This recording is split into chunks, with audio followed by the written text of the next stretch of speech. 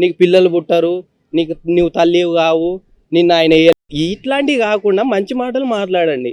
ఆయన స్పష్టంగా ఏంటంటే దొంగ బాబాగా ఎందుకు మారిందంటే ఆయన సినిమాలోకి వెళ్ళాలి, నేను సినిమాలో యాక్ట్ చేయాలి అనే ఉద్దేశంతో ఆయన వెళ్ళిండు. కాకపోతే అది ఎవరు ఛాన్స్ ఇవ్వలే.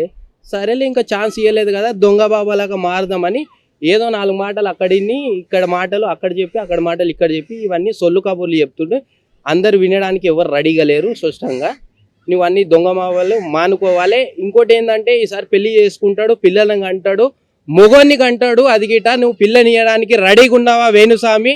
రాసి పెట్టుకో, ఇది నువ్వు గుర్తు పెట్టుకో, నీ గుండెల్లో గుర్తు పెట్టుకో. నీకు కొడుకు పుట్టబోతుండు, దాని తర్వాత నీ బిడ్డని ఇవ్వడానికి రెడీగా ఉంటే చెప్పు, పెళ్లి చేసుకోవడానికి రెడీగా ఉంటాడు మా వాడు. అది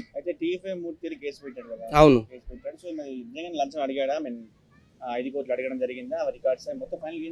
అంటే ఏంటంటే ఒక్క రాయి వేసిండు, బెదిరిద్దామనే ప్రయత్నం చేసిండు.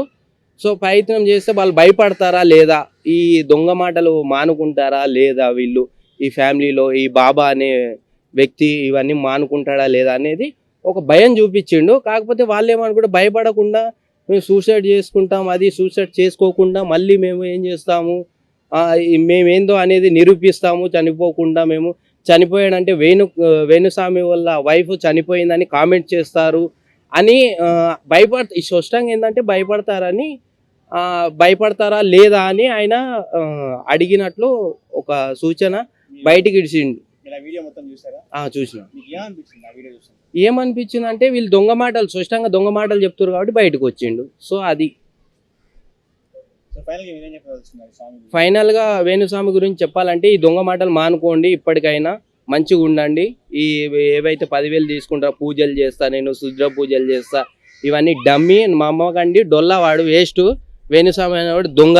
ఆయన మాటలు నమ్మకండి, దేవుని మొక్కండి. ఆ దేవులో 10 రూపాయలు వేసినా గిట సంతోషిస్తాడు. సో ఈ దొంగ బాబాని నమ్మకండి. ఆయన దేవుడా? రమ్మని చెప్పి వీడికి నేను దేవుడు ఉన్నాడో లేదో. ఆయన బిగ్ బాస్ లో ఎందుకు అవకాశం ఇస్తారు? చెప్పులు దుడిచేది ఇస్తారేమో, లేకపోతే అంతే తప్పితే ఇంకా వేరేది ఏమి ఇయ్యారు. ఎందుకు వస్తాడన్న బిగ్ బాస్ కి దొంగ బాబా? నాకు అర్థం కాదు. దేని గురించి వస్తాడన్న ఆయన?